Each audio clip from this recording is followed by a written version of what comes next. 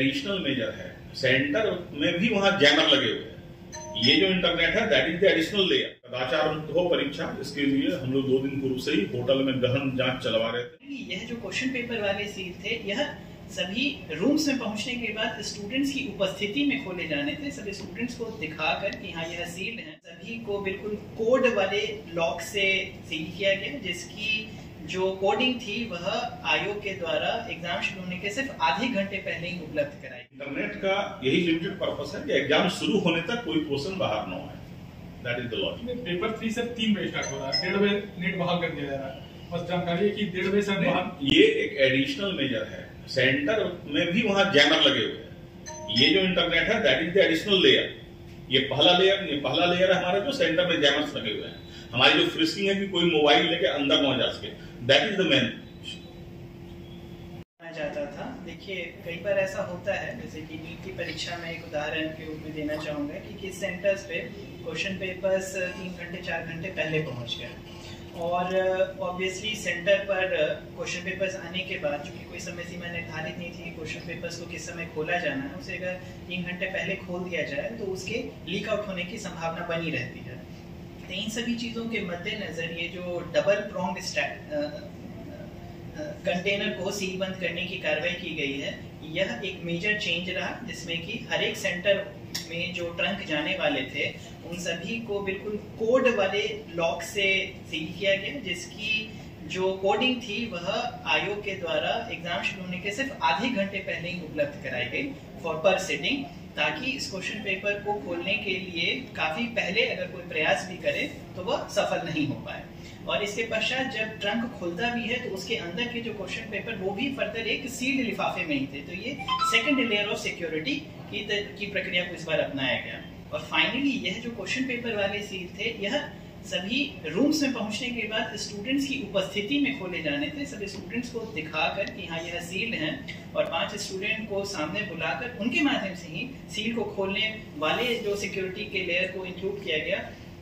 इन सभी multiple channels के बाद हम पूरी तरह से आशान्वित हैं कि यह बिल्कुल कदाचार मुक्त और बिल्कुल लेयर्ड प्रूफ तरीके से संपादित किया गया। थाना प्रभारी जिनके एरिया में एग्जाम नहीं था उन्हें भी टास्क दिया गया, जिन एरिया में सेंटर्स था तो कंटिन्यूअस पेट्रोलिंग और लॉ एंड ऑर्डर की मॉनिटरिंग हो रही है। कदाचार मुक्त हो परीक्षा, इसके लिए हम लोग 2 दिन पूर्व से ही होटल में गहन जांच चलवा रहे थे। सारे होटल लॉज, ताकि वहां पर कहीं कोई गिरोह ऐसा न बैठा हो जिसके द्वारा कोई गड़बड़ी की जा रही हो। कुछ सस्पेक्ट्स को राउंड अप भी किया गया और उसकी जांच चल रही है, लेकिन कहीं कोई ऐसी बात नहीं आई है कि कोई कदाचार के लिए यहाँ पर पहुंचा हुआ था।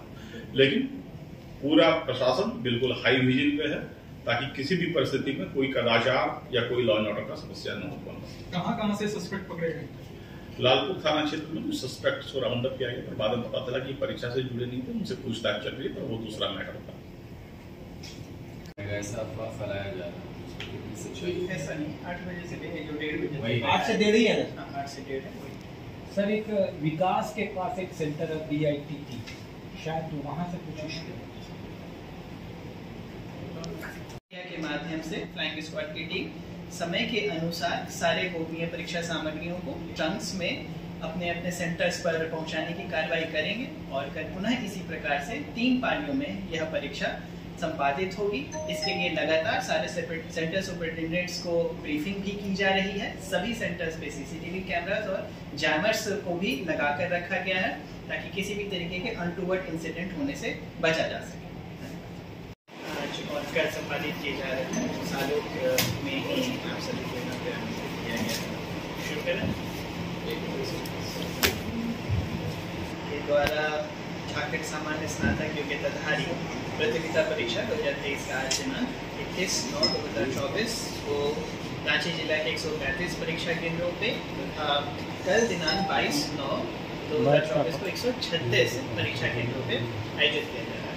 तो आज की तिथि में परीक्षा की 3 प्रक्रिया पूरी हो चुकी है और बिल्कुल शांतिपूर्ण तरीके से अपने रांची जिला में यह परीक्षा संपन्न हो गई है। इसकी तैयारियां कई दिनों से चल रही थी और आयोग के द्वारा समय समय पर तैयारियों की भी लगातार समीक्षाएं की जा रही थी। रांची बड़े जिले होने की वजह से अधिकांश सेंटर्स यहीं पे बनाए गए थे।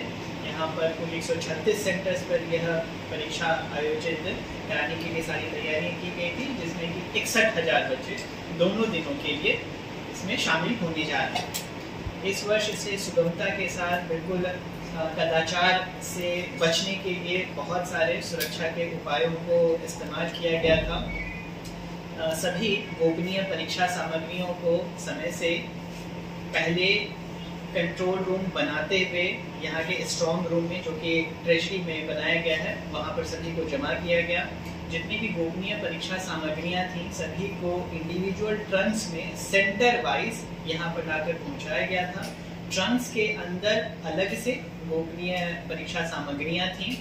सभी ट्रंक्स जिन स्ट्रॉन्ग रूम्स में रखे गए थे उन सभी जगहों पर CCTV कैमरास लगा कर रखा गया था, जिसका कि लाइव टेलीकास्टिंग आयोग के ऑफिस में कंटिन्यूअस बेसिस पे कराया जा रहा था।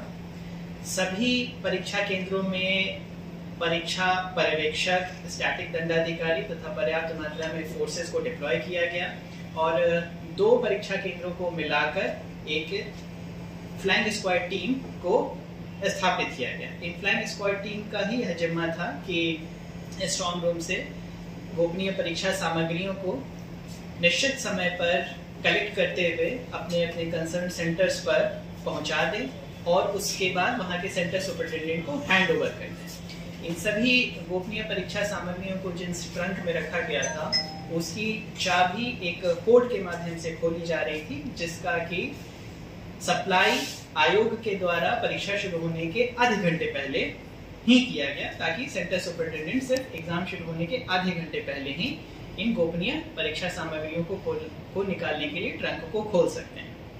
इसके बाद जब सारी सामग्रियां सेंटर्स पर पहुंच गई तो सिर्फ आधे घंटे पहले ही सभी सामग्रियों को निकालने के लिए उस कोड का इस्तेमाल करते हुए चाबी से ट्रंक को खोला गया और उसके अंदर पुनः जो क्वेश्चन पेपर्स थे वह सब सील बंद पैकेट्स में थे, जो कि रूम वाइज थे।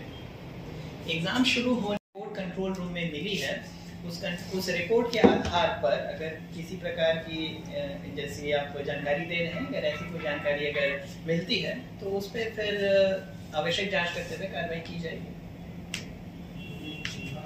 और ऐसे ही तमाम खबरों के लिए सब्सक्राइब करें हमारे चैनल JK न्यूज नेटवर्क को और हाँ, बेल आइकन दबाना ना भूलें।